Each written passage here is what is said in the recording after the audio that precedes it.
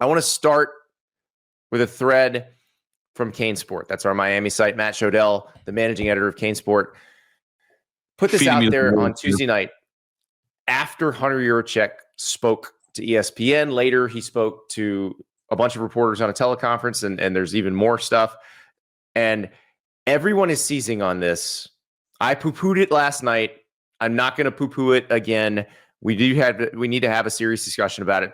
And this is what Matt points out from the Yurachek appearance with Reese Davis. He says that last year when the committee said if teams don't play, they don't flip-flop, that this year it could happen. And that is a very succinct way of describing it, because what happened was, like, if you watched that exchange between Reese Davis and Hunter Yurachek, that was Hunter Yurachek going, hey, when Ward Manuel was up here last year doing this, the Michigan AD, he messed up because he said, if you're not playing, you're locked. And everybody ran with that last year. And that's not the case. So everybody seized on this because obviously there are a lot of people who wonder why Miami is ranked behind Notre Dame, because their resumes are very similar, the records are identical, and Miami won the head-to-head. So does this mean they could flip? Is it possible they could flip?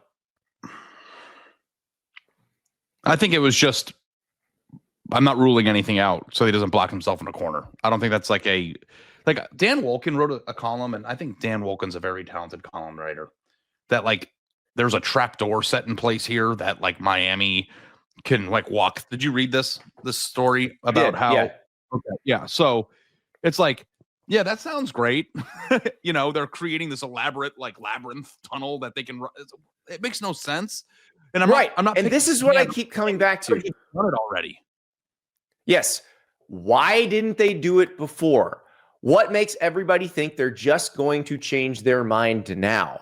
I will read you what Hunter Yurachek said in that teleconference with other reporters afterward.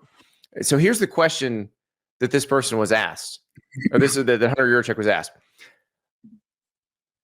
Now that the seasons are complete, the records are the same. Miami has played consistently well. Why the committee decided to rank Notre Dame 2 spots ahead of Miami, and does the committee take the head-to-head more into consideration if those two teams are back-to-back in the rankings, or if there is a team between them like there is now? Hunter Yurachek says the head-to-head is one data point that the committee will use. It's obviously easier to use that data point when the teams are back-to-back as opposed to when they're separated by a team or two or three, as has been the case. Hey, Ari, if BYU wins, they're going to be ranked higher, so they'll move ahead of Notre Dame. Hey, Ari, if BYU loses, well, what if they just drop below Miami? If BYU wins, then they could drop Texas Tech between them. I mean, like, that's not a guarantee. They could. But there's a chance they could wind up back-to-back. And then basically Hunter Yurachek goes on to say how good Notre Dame has been and how consistent they've been down the stretch, winning 10 in a row.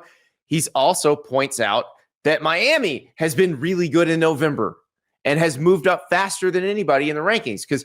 And this is where this is something interesting that I'll point out, because we've talked about the arbitrary rankings, why you do the rankings before the one that actually counts. Obviously, it's a TV show. It's for content. We appreciate the content.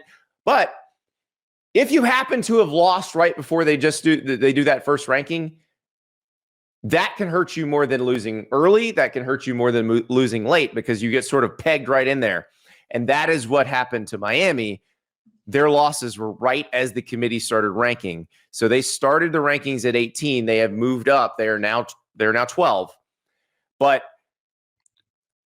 again, Ari, I think if I were in that room, they would have to remove me. Because I feel like we're overcomplicated. Why not? But let's do some history here. 2014,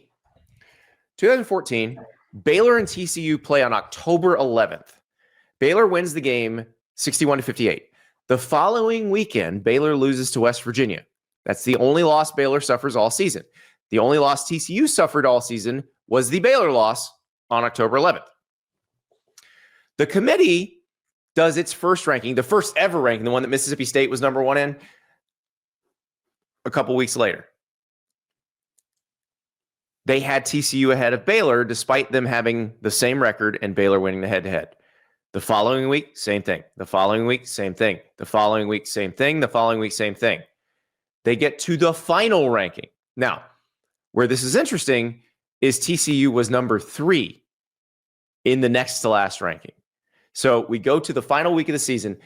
I covered the TCU game and the Baylor game that week because TCU was at home, Baylor was at home. So you cover the game in Fort Worth at noon, drove down to Waco and covered the Baylor game that night. I think I'm getting the teams they played right. TCU kicks the crap out of Iowa State. They hand TCU a trophy because remember, there's no Big 12 title game. Baylor kicks the crap out of Kansas State. And I'll never forget Bob Bowlesby trying to hand Art Briles a trophy, and Art Briles is just screaming at Bowlesby because they wouldn't declare a champion because he thought if they declared them the champion, then Baylor would get ranked ahead of TCU. The next morning, I'm in Grapevine, Texas, where the committee meets. Why'd you go to Grapevine? Did you get a room there and just hang out? Yeah. I had a room at the hotel. At the Gaylord? Yeah. You fancy bitch. Okay, yeah, exactly. So the rankings come out. Now, that team you covered that year, Ohio State, jumps over both TCU and Baylor because the committee correctly knew that Ohio State team would have beaten those teams like 75-14. But they don't leave TCU ahead of Baylor. They move Baylor ahead of TCU. And they got asked about it, and they're like, yeah, well, Baylor won the head-to-head. And everyone's like, why didn't you have them ahead before then? Yeah. I mean, everybody was freaking out about it, but again, like it's like lower stakes. It means right, nothing. because it didn't affect whether you got in or not. Yeah. Like, so whether like this is precedent, yeah. But it could have. If Ohio State had lost to Wisconsin in that Big Ten championship game, which you covered that game, obviously that was never going to happen. But if they had 59-0. Yeah. If they had, they would have had to decide who got in between Baylor and TCU. Only one of them would have been able to get in. And who do you think they would have picked? Baylor. Why? Because they won the game. Because they won the game.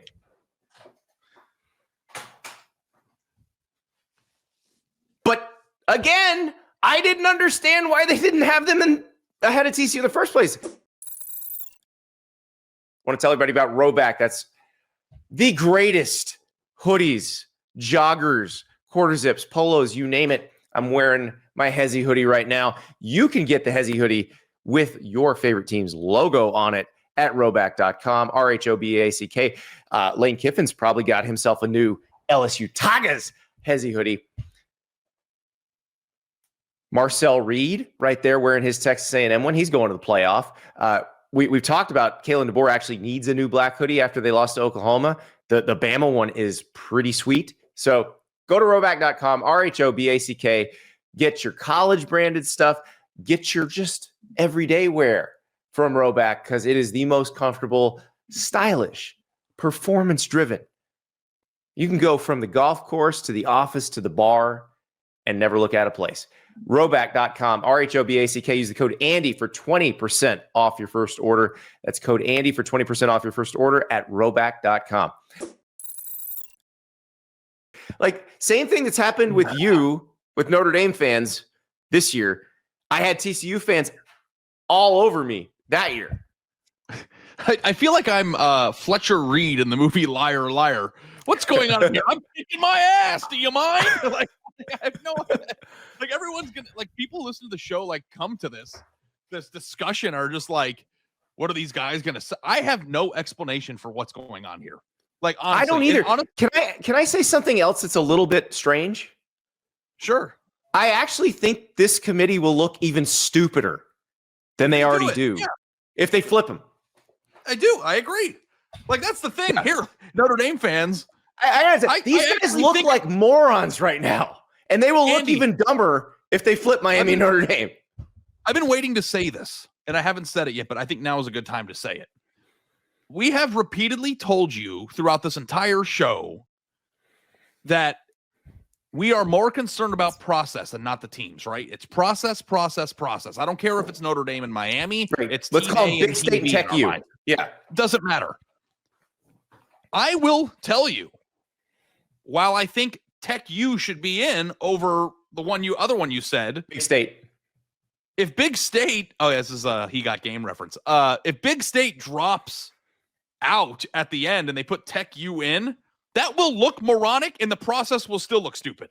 So like, it's like, that's the thing that's like insane about it. They can't even correct it without looking like moronic.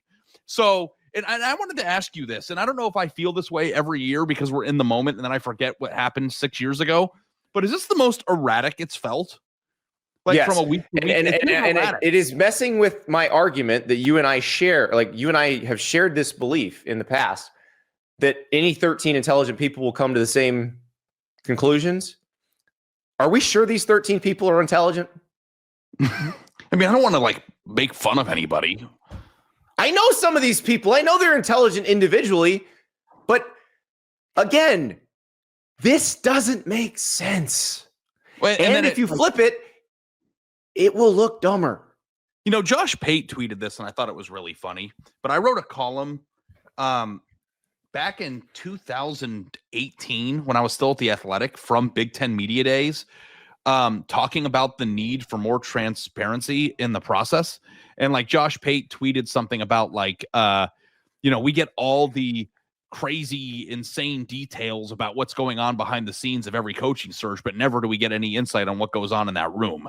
And like, I really do think that at the very least, they should, if not televise the whole thing or make it public information, they should like release clips or discussion points or actual specifics about how they arrived at those conclusions that are a little bit deeper and more thorough than what we get from the committee chair. Because with the committee chair, we use them in stories, we ask them questions. It's nonsense. It's always been nonsense. It's not a Eurocheck thing. It's always been nonsense. Yeah. And it's like, at some point, if you're making a decision that is based solely on your viewpoint and not what happened on the field, then give us a real process of who was voting for this, why they voted for it, and how they arrived at that decision, which we'll never get, which is annoying. Right. So Notre Dame, I feel for you. Miami, I feel for you. BYU, I feel for you, because none of this crap has made sense this year.